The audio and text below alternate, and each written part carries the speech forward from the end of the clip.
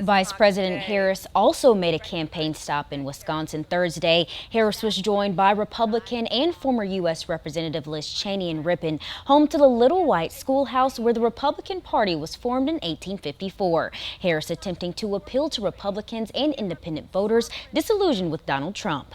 I believe in limited government. I believe in low taxes. I believe in a strong national defense. I tell you, I have never voted for a Democrat. But this year, I am proudly casting my vote for Vice President Kamala Harris.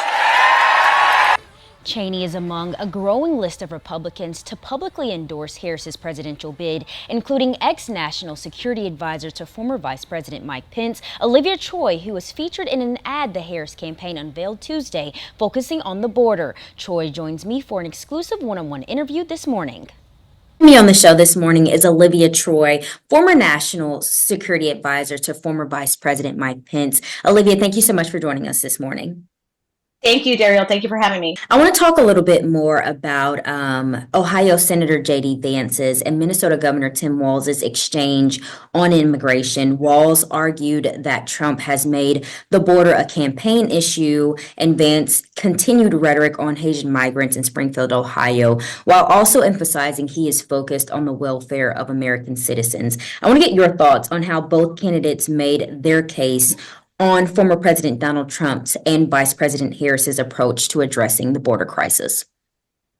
Well, as someone who actually covered immigration as part of my portfolio as a Homeland Security Advisor in the Trump administration, I watched that very closely. And, I think it's disgusting for J.D. Vance to continue the tropes that they're using in terms of the fear mongering that they're doing when it comes to migrants in this country and immigrants. I think, what we've seen, it's hypocritical for J.D. Vance to sit up there on that debate stage and say he's claiming to protect all Americans when what they're doing with some of these narratives actually have real world consequences for our communities. And we see what happens in terms of the threats that Springfield, Ohio have been enduring in terms of the schools and colleges. And you've seen Republicans